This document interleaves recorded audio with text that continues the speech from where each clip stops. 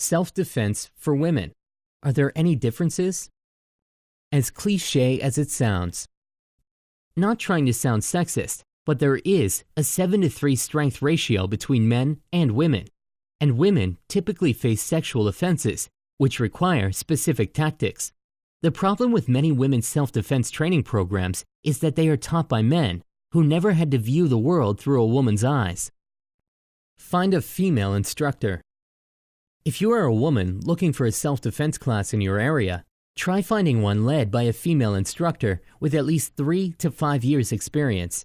These instructors usually know how to coach women in using their bodies for self-defense. If only a male instructor is available, then try to learn specific moves catered for women. They will hear you roar.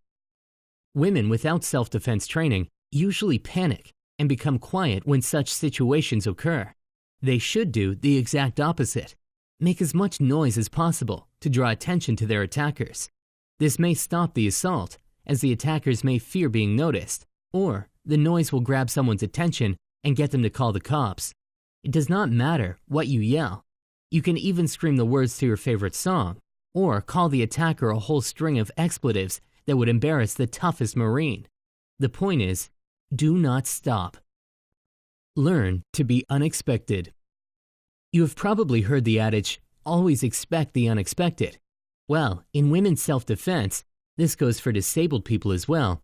You should learn to be the unexpected and turn the tables on your attacker. Lying on the ground, on your back, can confuse your attacker and puts you in a relatively safe position. This may tempt your attacker to come close, leaving himself vulnerable. You could grab their ears or poke their eyes. You can also dig your heels into the inside of their thighs or back of their knees.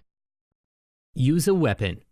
Just for that peace of mind, it is a good idea to seek out training in some sort of self-defense weapon. It can be a pepper spray, a baton, a knife, gun, or any other weapon you feel comfortable using. The tool you choose will, of course, be dictated by your environment. Know your environment. Women, just like anyone familiar with self-defense, must learn to trust their instincts and always avoid situations where you will have to use your defensive skills. So again, if you get a bad feeling about a parking garage or a dark alley, or even a particular person, avoid them.